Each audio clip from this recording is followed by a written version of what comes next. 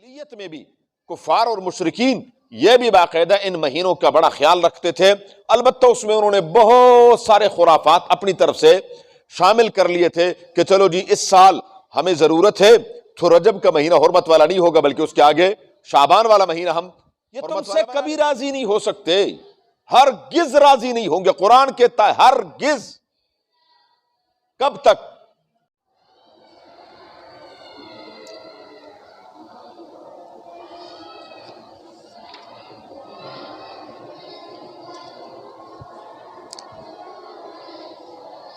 اعوذ باللہ من الشیطان الرجیم، بسم اللہ الرحمن الرحیم۔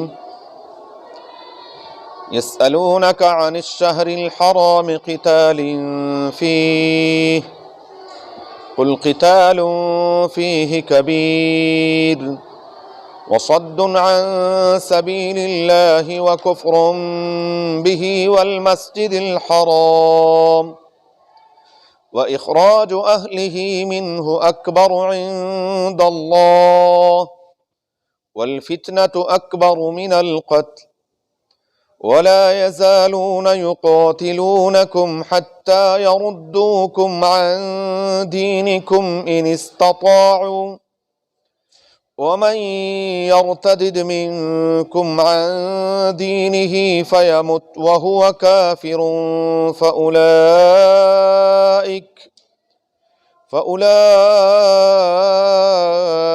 حبطت أعمالهم في الدنيا والآخرة وَأُولَئِكَ أَصْحَابُ النَّارِ هُمْ فِيهَا خَالِدُونَ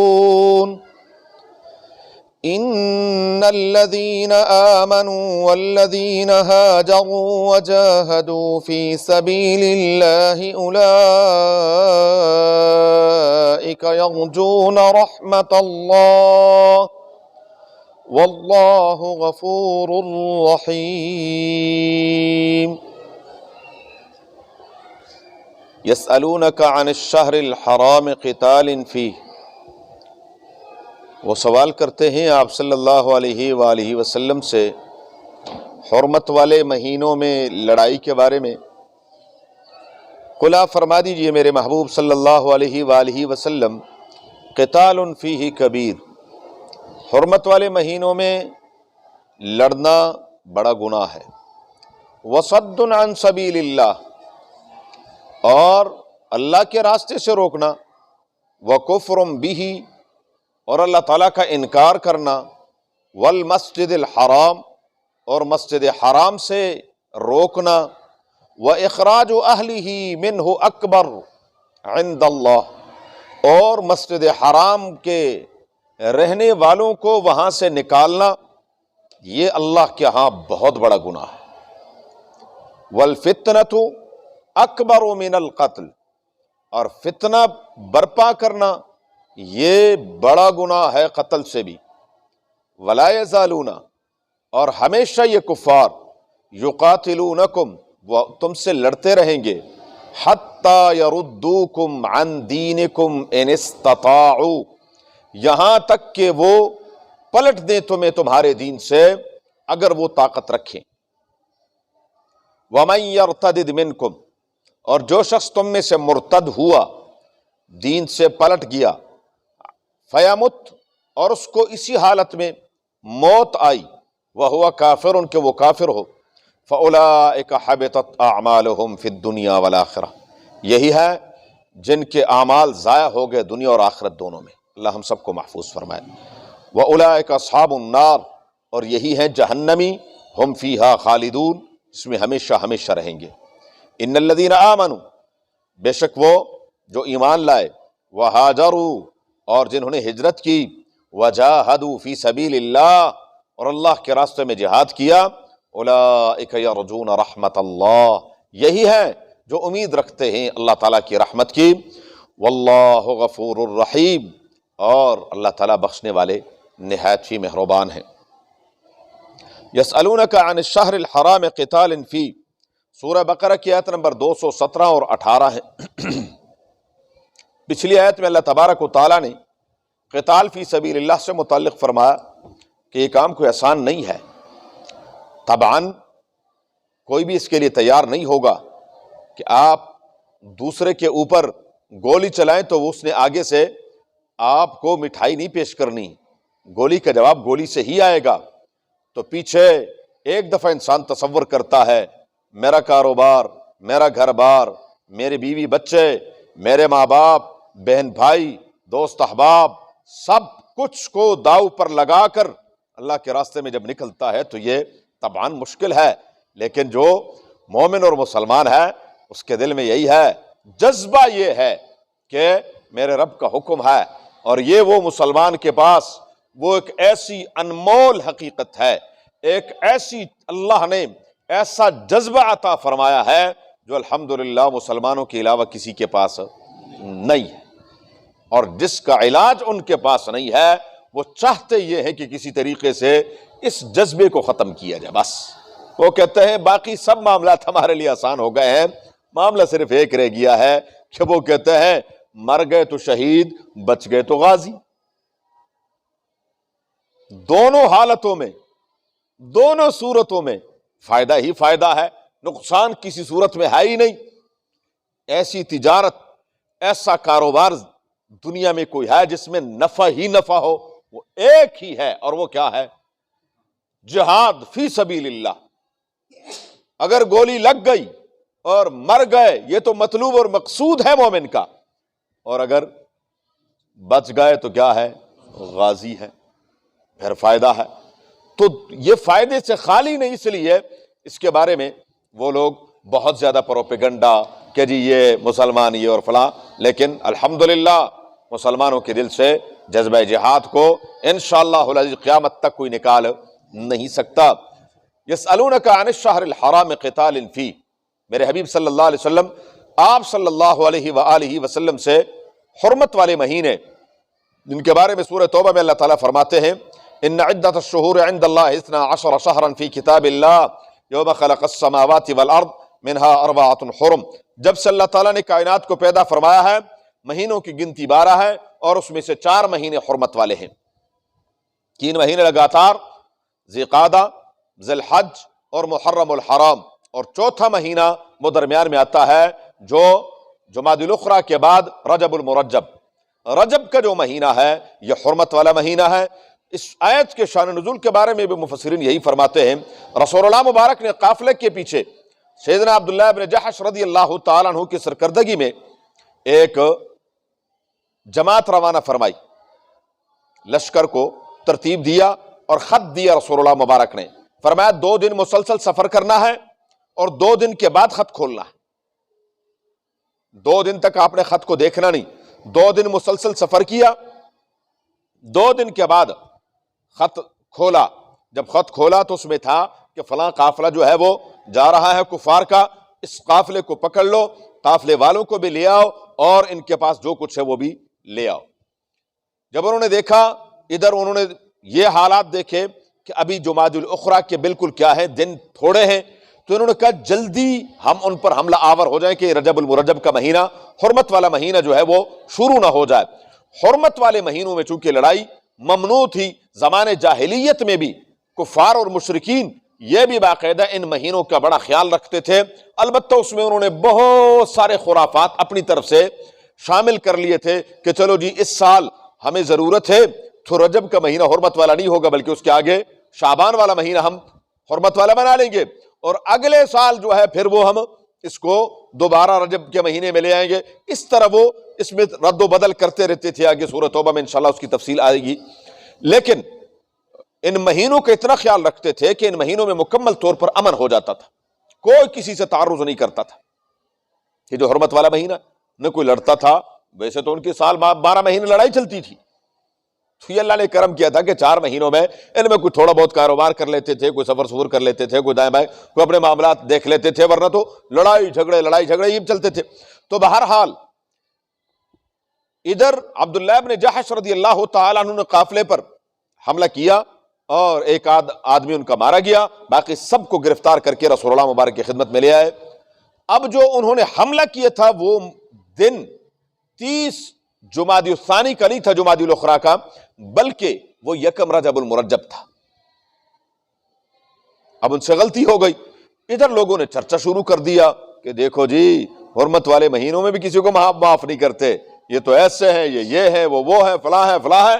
اس کے خوب تشہیر کی کہ کسی طریقے سے کیا ہے بدنام کیا جائے کہ دیکھو جی حرمت والے مہینے، اور ان کی تو سب خیال رکھتے ہیں اور انہوں نے ہمارا حرمت والے مہینے کا بھی خیال نہیں رکھا. رب العالمین فرماتے ہیں یسألونک عن الشہر الحرام، حرمت والے مہینے میں یہ قتال فیہ ہے کہ اس میں لڑنا کیسا ہے، کوئی شک نہیں. قل قتال فیہ کبیر، اس میں لڑنا یہ گناہ ہے، بڑا گناہ ہے. بعض مفسرین تو فرماتے ہیں کہ اس امت کے لیے اللہ تبارک و تعالیٰ نے اس حکم کو منسوخ فرما دیا ہے، لیکن جمہور مفسرین فرماتے ہیں کہ نہیں، حکم تو ہے لیکن اب اس میں اتنا ہو گیا کہ اگر آپ پر کوئی حملہ کرے گا تو دفاع میں آپ کیا کر سکتے ہیں، آپ لڑ سکتے ہیں، اپنا دفاع کر سکتے ہیں، لیکن اقدام نہیں کرنا چاہیے. آپ خود جارحیت نہ کریں، لیکن اگر آپ پر کوئی حملہ کرتا ہے تو پھر ہاتھ پر ہاتھ رکھ کر دعاؤں سے پھر گولیوں نے واپس نہیں جانا کہ آپ کہیں اللہ ان گولیوں کو واپس کر دے، وہ دعاؤں سے نہیں جانا. پھر ان کی کیا ہے، گولی کا جواب گولی سے دیں گے تو پھر انہوں نے واپس پلٹنا ہے. تو فرمایا کہ قل قتال فیہ کبیر وصد عن سبیل اللہ، بڑے نیک بنے پھرتے ہو، آؤ وصد عن سبیل اللہ، اللہ کے راستے سے روکنا، اور وکفر بہ، اللہ رب العزت کا ان مہینوں کو حرمت کس نے عطا فرمائی ہے، اللہ نے. تم تو اس رب کے منکر ہو، کافر ہو. اور والمسجد الحرام، مسجد حرام سے جب تم مسلمانوں کو روکتے ہو اور مسجد حرام کی زمین تم نے ان پر تنگ کر دی کہ وہاں سے مجبور ہو کر مسلمان مکہ مکرمہ کو چھوڑنے پر مجبور ہو گئے، وَإِخْرَاجُ أَهْلِهِ مِنْهُ أَكْبَرُ عِنْدَ اللَّهِ، اللہ تعالیٰ کے ہاں کوئی شک نہیں ہے کہ اشہر حرم میں حرمت والے مہینوں میں لڑنا اگر گناہ ہے تو یہ اس سے بڑے گناہ ہیں جن کے تم دن رات ارتکاب کرتے ہو. اور والفتنۃ اکبر من القتل، فتنہ فساد برپا کرنا یہ قتل سے بھی بڑھ کر ہے. یہ جو تم اس کی تشہیر کر رہے ہو اور ایک فتنے کی شکل دے رہے ہو، یہ اس سے بھی بڑا گناہ ہے. ولا یزالون یقاتلونکم، سنیں کان کھول کر، رب العالمین فرماتے ہیں مسلمانوں یہ ہمیشہ تم سے لڑتے رہیں گے. ولا یزالون یقاتلونکم حتی یردوکم عن دینکم ان استطاعوا، کب تک، جب تک تمہیں مرتد نہ بنا دیں. لڑائی کے انداز مختلف ہو گئے، جہاں ان کا بس چلتا ہے گولی چلاتے ہیں، جہاں بس چلتا ہے آپ کی تہذیب کو تہس نہس کرتے ہیں، جہاں ان کا بس چلتا ہے آپ کی عزت، عصمت اور عفت اور حیا اور شرم کو تار تار کرتے ہیں. یہ ان کا طریقے واردات ہے. ولا یزالون یقاتلونکم، ہمیشہ وہ تم سے لڑتے رہیں گے، حتی یردوکم، یہاں تک کہ وہ تمہیں پلٹ دیں، مرتد کر دیں، دین کو چھڑوا دیں تم سے. ان استطاعوا، اگر وہ طاقت رکھیں، ان کے بس میں ہو تو وہ ایک دن بھی مسلمانوں کو اپنے دین پر نہ رہنے دیں. یہ میں نہیں کہتا، قرآن کہتا، پیچھے گزر چکا ہے. یہ تو مشرکین کے بارے میں ہے. یہود و نصارہ کیا کہتے ہیں، وَلَن تَرْضَى عَنْكَ الْيَهُودُ وَلَن نَّصَارَى حَتَّى تَتَّبِعَ مِلَّتَهُمْ، یہ تم سے کبھی راضی نہیں ہو سکتے، ہرگز راضی نہیں ہوں گے. قرآن کہتا ہے ہرگز. کب تک؟ جب تک تم ان کا دین قبول نہ کر لو، جب تک تم پکے عیسائی نہ ہو جاؤ، جب تک تم پکے یہودی نہ ہو جاؤ، تم کہو کہ یہ ہمارے دوست بن جائیں گے اور یہ ہمارے ہو جائیں گے، ان سے ہماری دوستی ہو جائے گی. نہیں نہیں، کبھی بھی نہیں. قرآن کہتا ہے تمہارا دوست یہ نہیں ہو سکتے. اگلی بات کہ ارتداد کیا ہے، وَمَن يَرْتَدِدْ مِنْكُمْ عَنْ دِينِهِ فَيَمُتْ وَهُوَ كَافِرٌ فَأُولَٰئِكَ حَبِطَتْ أَعْمَالُهُمْ فِي الدُّنْيَا وَالْآخِرَةِ. تم میں سے جو شخص مرتد ہو گیا، جس نے اپنا دین چھوڑ دیا اور دین سے پلٹ گیا، تو اس کے تمام اعمال ضائع ہو گئے، دنیا اور آخرت دونوں کے. دنیا میں بھی ارتداد کے لیے من بدل دینا فاقتلوہ، رسول اللہ مبارک فرماتے ہیں جس نے دین بدل دے اس کو قتل کر دو. ہاں احکامات ہیں اس کے لیے. ایک شخص مرتد ہو جاتا ہے مرد، اس کو جیل میں ڈالیں پہلے، اور پھر اس سے کہیں بھئی اگر آپ کی کوئی اشکالات ہیں، کوئی سوالات ہیں دین کے بارے میں تو آپ وہ بتا دیں. اگر وہ کہتا ہے ٹھیک ہے میرے اشکالات ہیں تو ان کے پاس علماء کو بھیجیں. اہل حق کو بھیجیں جن کو دین کے بارے میں پتا ہو، جن کو سورہ عصر اور سورہ کوثر نہ آتی ان کو نہ بھیجنا، وہ بھیجیں جن کو کم از کم دین کا پتا ہو، ان کو بھیجیں، وہ ان کے اشکالات دور کریں۔ اگر مان جاتے ہیں اشکالات دور ہو جاتے ہیں، بہت اچھی بات ہے، الحمدللہ۔ لیکن اگر وہ اپنی بے دینی پر ڈٹ جائے، اڑا رہے، تو پھر شریعت کہتی ہے کہ اس کو ختم کر۔ اسلام میں آنے کا اختیار ہے، یاد رکھیں، اسلام میں آنے کا اختیار ہے، جانے کا اختیار نہیں۔ اور یہ دنیا کے اصول ہے، پوری دنیا میں یہ اصول چلتے۔ کیا پاکستان کے ملک کا جو غدار ہوگا اس کی سزا کیا ہے؟ موت ہے۔ جی ہاں، فوج کے اندر اگر کوئی فوجی غداری کا ارتکاب کرے، ہاں کیا کریں گے؟ کورٹ مارشل کریں گے۔ تو وہاں کیوں نہیں کہتے اتنی بڑی زیادتی؟ وہ کہتے ہیں نہیں، یہ ہمارے اصول ہے، شریعت کے بھی اصول ہے، شریعت کے بھی اصول ہے، آنے کا اختیار ہے۔ ایک بندہ ہے، ایک نہیں 1000 مرتبہ سوچ لے کہ میں نے یہ دین اختیار کرنا ہے کہ نہیں کرنا، لیکن جب آ جائے پھر جانے کا راستہ نہیں ہے، پھر اس کے پہلے اختیار دے دے کہ ہاں بھائی آپ کے کوئی اشکالات وغیرہ ہیں تو آئے بیٹھ جائے۔ نہیں، وہ کہتا نہیں تو پھر کیا ہے؟ اور اگر عورت ہو تو پھر اس کو حبس سے دوام ہے، ہمیشہ کے لیے جیل میں ڈال دو۔ ہاں، ہمیشہ کے لیے وہ جیل میں رہے گی، اس کے لیے قتل کا حکم نہیں ہے، لیکن مرد کے لیے حکم یہی۔ بہرحال فرمایا کہ وَمَن يَرْتَدِدْ مِنْكُمْ عَنْ دِينِهِ، جو شخص تم میں سے دین سے پلٹ جائے، مرتد ہو جائے، وَهُوَ كَافِرٌ، اور وہ کافر ہو، فَأُولَٰئِكَ حَبِطَتْ أَعْمَالُهُمْ فِي الدُّنْيَا وَالْآخِرَةِ، اس سے پہلے جو نمازیں، روزہ، حج، زکوٰۃ، جو بھی اعمال کیے تھے، دنیا کے بھی سب کچھ ختم ہو گیا۔ فوراً دنیا کا سب سے بڑا نقصان، بیوی جدا ہو گئی، نکاح ٹوٹ گیا، اور اس کی وراثت وغیرہ کے معاملات ختم ہو گئے۔ مسلمانوں کے قبرستان میں نہ اس کو دفن کرنا ہے، نہ دفن ہونے دینا ہے، نہ اس کا کوئی جنازہ ہے، نہ کچھ ہے، یہ مرتد ہے، اس کو پھینک دو، ختم کر دو اس کو۔ وہ اور آخرت کا تو ہے ہی کہ ہمیشہ کا کیا ہے؟ دائمی جہنمی ہے یہ۔ وَأُولَٰئِكَ أَصْحَابُ النَّارِ، یہی جہنمی ہے، ہم فیہا خالدون، اس میں ہمیشہ ہمیشہ رہیں گے۔ اللہ ہم سب کو محفوظ فرمایا۔ ان الذین آمنوا والذین ہاجروا، ان کے مقابلے میں وہ جو ایمان لائے، جنہوں نے ہجرت کی۔ ہجرت گھر بار چھوڑنا، وطن کو چھوڑنا، جہاں انسان بچپن میں کھیلا کودا ہو، اس جگہ کو چھوڑنا بہت مشکل ہو جاتا ہے۔ فرمایا ہجرت کی اللہ کی رضا کے لیے، وجاہدوا فی سبیل اللہ، اللہ کے راستے میں جہاد کرتے رہے۔ اولئک یرجون رحمت اللہ، یہی ہے جو اپنے رب کی رحمت کے امیدوار ہیں، اس سے رحمت کے امید لگائے بیٹھے ہیں کہ پروردگار ان کی جو کوتاہیاں، غلطیاں، لغزشیں ہیں ان کو معاف فرما دیں۔ واللہ غفور الرحیم، اور اللہ تعالیٰ بخشنے والے نہایت ہی مہربان ہیں۔ یسألونک عن الخمر والمیسر، آگے ایک اور سوال ہے اہم جو شراب اور جوئے سے متعلق ہے، انشاءاللہ زندگی۔ اللہم صلی علی محمد وعلی آل محمد کما صلیت علی ابراہیم وعلی آل ابراہیم، اللہم بارک علی محمد وعلی آل محمد کما بارکت علی ابراہیم وعلی آل ابراہیم انک حمید مجید۔ اللہم ارحمنا بالقرآن العظیم، اللہم ارحمنا بالقرآن العظیم، اللہم ارحمنا بالقرآن العظیم واجعلہ لنا اماما ونورا وہدی ورحمة یا رب العالمین۔